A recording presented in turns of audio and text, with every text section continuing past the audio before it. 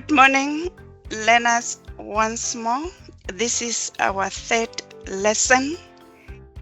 Just to remind you, the presenter for this lesson is Dr. Kodisang, and today we are going to focus on geometry of straight lines.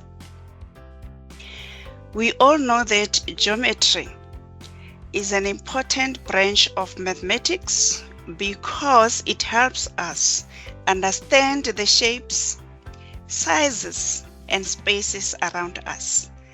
By learning geometry, we develop logical reasoning, problem-solving skills, and the ability to make sense of patterns in both mathematical problems and real-life situations. It builds a strong foundation for advanced mathematics and connects directly to fields such as science, engineering, architecture, and everyday decision making.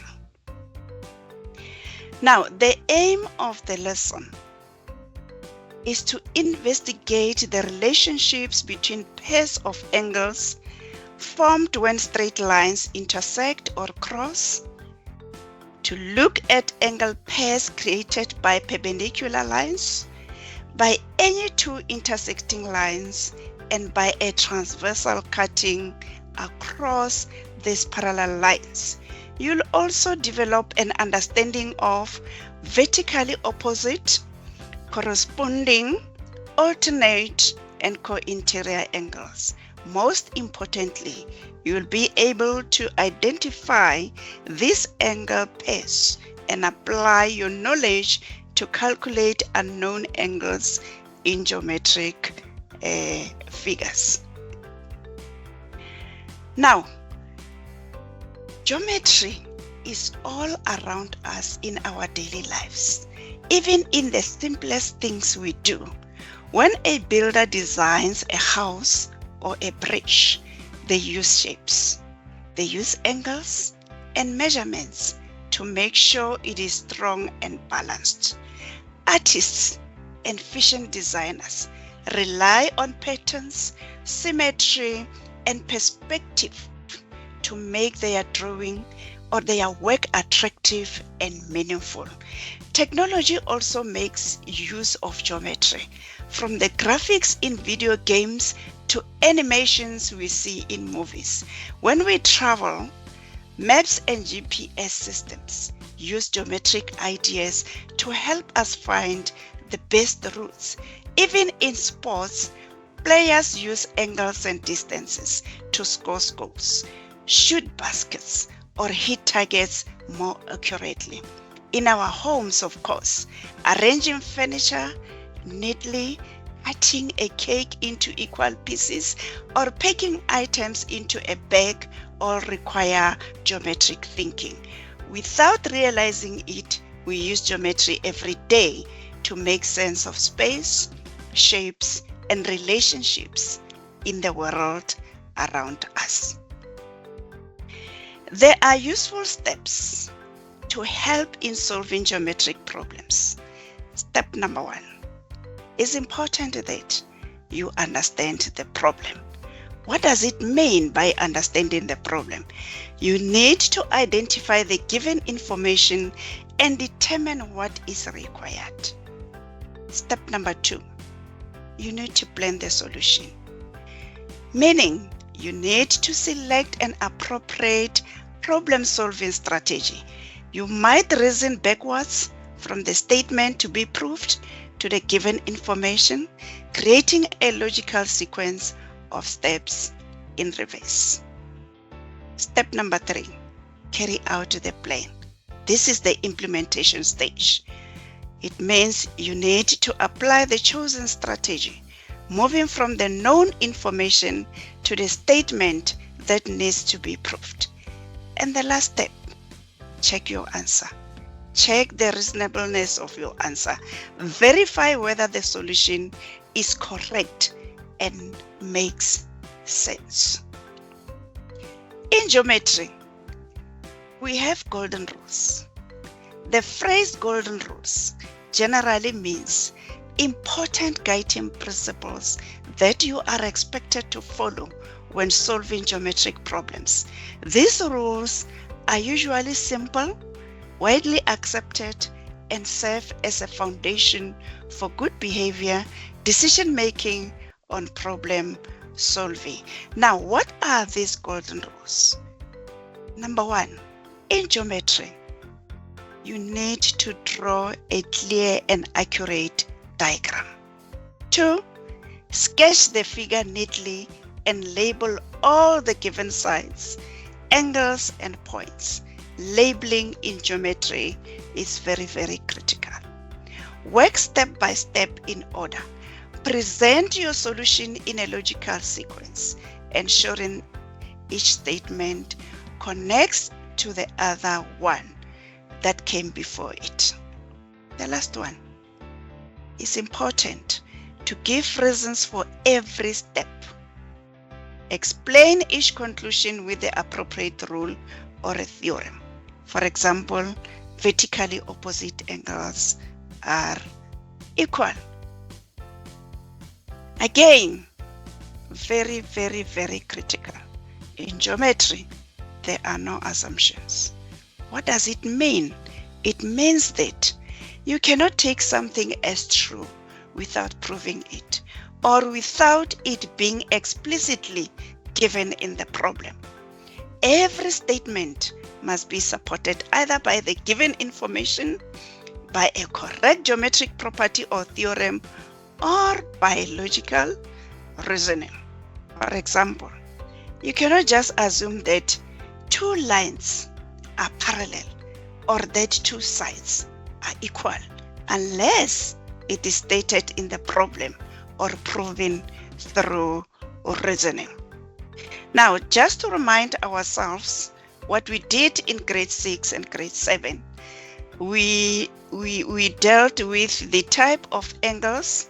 For instance, what is an acute angle? An acute angle is any angle that is less than 90 degrees. A right angle is exactly 90 degrees. Obtuse angle is an angle between 90 degrees and 180 degrees. A straight angle is exactly 180 degrees. A reflex angle is greater than 180 degrees, and the full rotation is exactly 360 degrees. I hope you remember this. Now, in grade 8, the focus is on recognizing and describing pairs of angles formed by perpendicular lines, intersecting lines, parallel lines cut by a transversal. Now, what are parallel lines? Two lines remain the same distance apart at all times, and they will never intersect. For example, we've got line AB is parallel to line CD. You can see that these lines will never ever intersect. And the symbol that we use is that one on the last column as indicated. And what are the perpendicular lines? Two lines that intersect and form right angles. And we know that right angle measures to 90 degrees. So if the two lines intersect at an angle of 90 degrees, then we immediately conclude that the two lines are perpendicular. And that is the sign or the symbol to indicate that the two lines are perpendicular. Now, the intersecting lines, it means there's a common point where the two lines meet. Now, as indicated that the focus is on geometry of straight lines, we need to focus more on the angles, the alternate exterior angles. The first thing that I want to remind you of are looking at the first diagram. You've got a transversal. What is a transversal? A transversal is a line that cuts across the two parallel lines. As indicated, this is a transversal. Now, the outer side of the two lines and exterior, the outer side of the two lines is this one. This is the outer side of the first parallel line, and below is also the outer side of the the second line, which is parallel to the first one. Now we've got different angles that are formed after these lines intersect. Angle 1, angle 2, angle 3, angle 4, angle 5, angle 6, angle 7, and angle 8. Now, we also have different types of angles. Let's start with the first type of angles, the corresponding angles. Why are we saying these are the corresponding angles? The corresponding angles when two lines are parallel and cut by a transversal, corresponding angles are equal. Angle A is equal to angle A. How do you see the corresponding angles? From these two lines which are parallel and cut by a transversal, they are on the same side of the transversal. Remember, the transversal is this one, the one that is cutting the two parallel lines. Now the corresponding angles are always on the same side of the transversal, and they are either below or above the parallel lines. Now when you look at this angle A, for the first line is below the parallel line, and then for the second one is also below. So they need to be on the same side and either below or above the parallel lines. But what is very interesting is that these angles form the letter F. When you look at this blue area, is the same as the letter F. Now another type of angles that we do have are alternate angles. The alternate angles are between the parallels. These are the parallel lines cut by a transversal. So they are between the parallel lines on the opposite sides of the transversal. This is on this side of the transversal and this is on the opposite side of the transversal. And normally those angles form the letter Z. Now we have co-interior angles. The co-interior angles are between the parallel lines and on the same side of the transversal, and they form the letter C. They form the letter C as indicated using the red color. Alternate angles, as I've already indicated, the alternate angles are between the two parallels and on the opposite sides of the transversal, and they are between the parallels. Alright, just to remind ourselves, adjacent angles. What are the adjacent angles? The adjacent angles are angles that are next to each other. You can see that the two angles are next to each other. They are adjacent. Like when you are sitting next to your friend, you are adjacent to your friend. Complementary angles. Complementary angles are adjacent angles in this case. But the special thing about complementary angles is that they add up to 90 degrees, or they form an angle of 90 degrees. Now the adjacent angles that add up to 180 degrees, we call them the supplementary angles. So there's a difference between complementary and supplementary angles. Supplementary add up to 180 degrees, whilst complementary add up to 90 degrees. Now vertically opposite angles, immediately the two lines intersect, the vertically opposite angles are equal. Naming angles using variables or alphabets. This is very important. This is one of the golden rules. You cannot solve any problems if you didn't name your figure, because you have to make proper reference. For example, angle ABF is equal to 40 degrees. Or you can say angle FBA is 40 degrees, right? And angle FBE is the same as X, as indicated using that orange color. Angle DBE is 25 degrees, and angle B, when you look at B is the vertex of all these angles.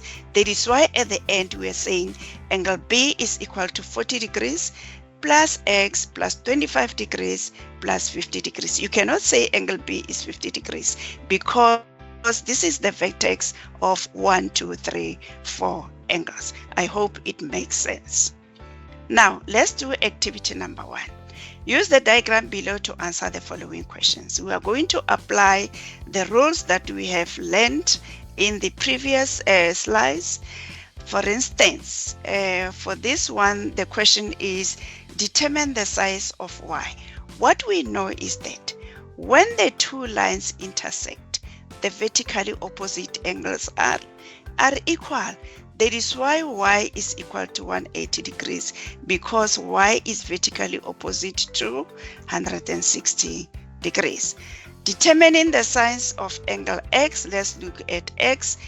X is vertically opposite to z, but we don't know the value of z. We need first to find the value of, we're going to use the fact that x and 160 degrees are on the straight line.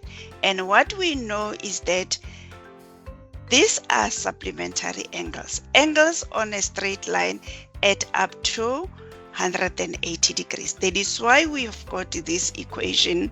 X plus 160 degrees is equal to 180 degrees. You have to indicate the degree sign here. Angles on a straight line, because x and 160 degrees are angles on a straight line. Solving this equation, remember, we need to add the additive inverse of 160, which is negative 160. So 180 minus 160 is 20 degrees, meaning x is equal to 20 degrees. So if x is 20 degrees, obviously z will be 20 degrees, because when the two lines intersect, vertically opposite angles are equal. Now, we carry on with application of the rules that we learned. Calculate the values of the following variables: x, y, z. The first one is x. But what we are given, remember, you must give in information that you are going to base your argument on. We are given that PQ is parallel to RS. When the two lines are parallel and cut by a transversal, then alternate angles are equal. So 33 degrees alternates with x. That is why the value of x is 33 degrees. Right? Now coming to y, the other rule that we know is that the sum of all the angles in a triangle is 180 degrees. That is why to get the value of y, we need to subtract the sum of 33 degrees and 43 degrees from 180 degrees. And the final answer will be 100 degrees. 100 plus 47 plus 33 will give you 180 degrees, which is the sum of all the angles in a triangle.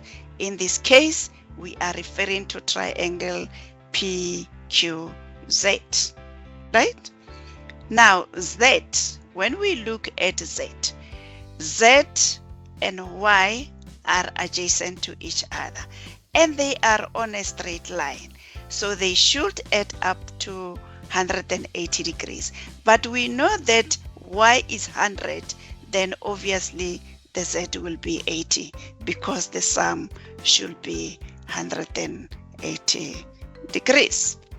Calculate the size of M in this case. Learners, you need to make sure that you closely look at the given figure, look at the diagram. Now, when you look at this figure, you've got two signs here, the double arrows, meaning TU is parallel to WX. On the other side, TW is parallel to UX. Being that case, meaning that when two lines, when you look at TW and UX, they are cut by a transversal YU or UY. But TU and WX are not cut by a transversal. So we cannot base our arguments on the fact that TU and WX are parallel and cut by a transversal. So our point of reference will be TW and UX because they are cut by a transversal UY. So to find the value of T, the very first thing that we can do is, because TUW is a triangle, the sum of all the angles in a triangle is 180 degrees. So then you say 180 degrees minus 35 degrees minus 50 degrees, and that will give you 95 degrees. This is 95 degrees, and it's true even if when you look at the shape of this angle T is more than 90 degrees, meaning that these two lines TY and TU are not perpendicular because angle T is not 90 degrees, it's more than 90 degrees. How do we get M? Because this is a parallelogram. Remember, you need to know the properties of those shapes. Because this is a parallelogram, the opposite angles are always equal, meaning that the value of T is the same as the value of M. That is why we've got 95 degrees here. I hope it makes sense, but as I've already indicated, make sure that you understand and you are able to apply the rules of these shapes. Now, calculating the value of X and Y, Z in the diagram below, provide reasons for your answer. You can do this as a class activity. I'm giving you only 1 minute to do that. You are given a diagram. Okay? Right? This is the solution. I hope you got this correctly. Calculate the value of X, Y, and Z in the diagram below. Provide reasons for your answer or your answers. Now let's look at the diagram. We learned that the adjacent angles, all the adjacent angles that are on a straight line add up to 180 degrees. Now to get the value of X, we are going to subtract 60 degrees and 40 degrees from 180. What we know is that 60 degrees plus 40 degrees is 100. Now 180 degrees minus 100 degrees will be 80 degrees, meaning the value of X is 80 degrees. Now with Y is very easy because we've got the two lines which are parallel and cut by a transversal. If that is the case, a letter Z is formed, meaning that the alternate angles are equal. That is why we have Y is equal to 40 degrees. And the last one, Z. Z is equal to 80 degrees because it corresponds with X. Remember, with the corresponding angles, we said they are below the parallel lines and on the same side of the transversal. Hope it makes sense. And this is your homework. You need to do it. If you have some challenges, you can still ask your teacher tomorrow. Right? However, this is the solution for the given homework. Calculate with reasons the angles marked X and Y. Reminding ourselves with the rules. Number 1, this is a triangle. It's triangle ABC. Labeling or naming the figures is very, very important. I'm sorry. Right. Now, when you look at 130 degrees and X, they are on a straight line. And what we know is that angles on a straight line add up to 180. To get the value of X, we need to subtract 130 degrees from 180. So 180 degrees minus 130 degrees will give you 50 degrees, meaning that X is equal to 50 degrees. Right. Then the value of Y. what do we do in this case? What we know that the sum of all the angles in a triangle add up to 180 degrees. So we're going to add y and y minus 20 degrees as well as 50 degrees. When we solve this equation at the end, we realize that the value of y is 75 degrees, right? Alternatively, you can just use the theorem, although that theorem is used in grade 9. You can say an exterior angle of a triangle is equal to the sum of the opposite interior angles, meaning 180 degrees should be the same as y plus y minus 20, because these are the opposite angles. So this is one way of solving this particular program. Yeah, maybe before I come to conclusion, I just want to remind you that geometry, we don't assume in geometry. There are no assumptions in geometry. Make use of the available information to make your arguments or to justify your points. And lastly, I just want to say, step in your exams for the third term like the morning sun, bright, steady, and unstoppable. And on that note, I just want to say thank you very much for listening and hope for the best going forward. Thank you very much.